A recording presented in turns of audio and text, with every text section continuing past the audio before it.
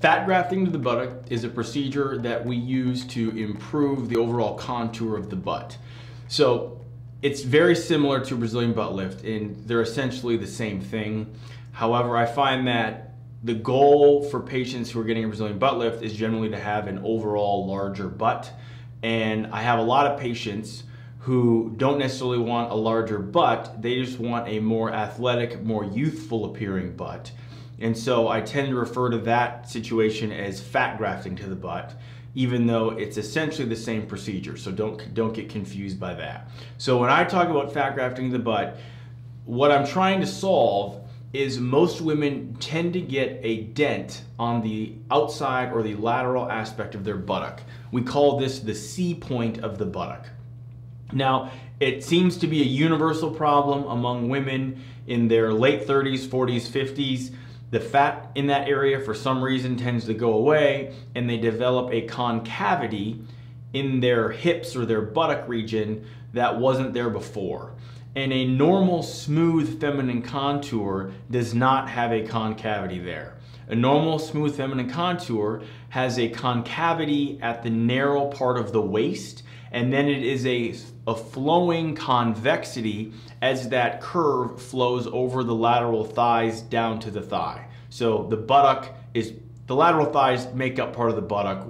It's debated where one starts and one ends. But what I'm trying to say is you want your waist to flow outward as a convexity around your buttock, flowing all the way to your lateral thighs without a concavity.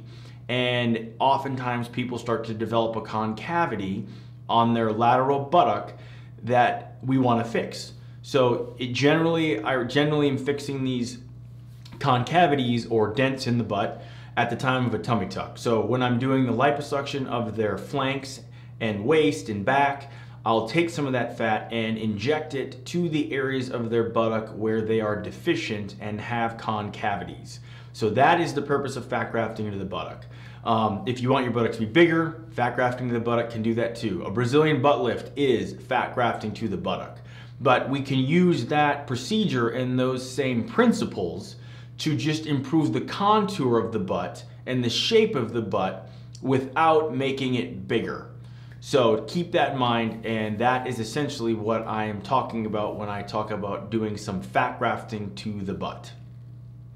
Another thing I want to mention is that I'm a big proponent of putting fat back in your body. And I know you're thinking, why would you do that? I work so hard to lose this fat, and then I'm going to pay you to suck it out, and then you want to put it back in my body? Are you crazy? So let me explain it like this. If we put the fat back in your body to areas where you need it, as you gain and lose weight, your contour is more preserved, meaning the longevity of your result is better. For example, when I had liposuction of my flanks, we did not put the fat back in my body. We threw it away. So we threw out close to 1 liter of fat that was sucked out of my love handles. Now, if we had put it back somewhere, wherever I would gain and lose weight as my weight fluctuated in the future, my shape would stay more consistent. But because we threw it away, the fat cells that are left in my body expand more as I gain and lose weight than they used to, because where I used to store fat, my love handles, those fat cells are gone.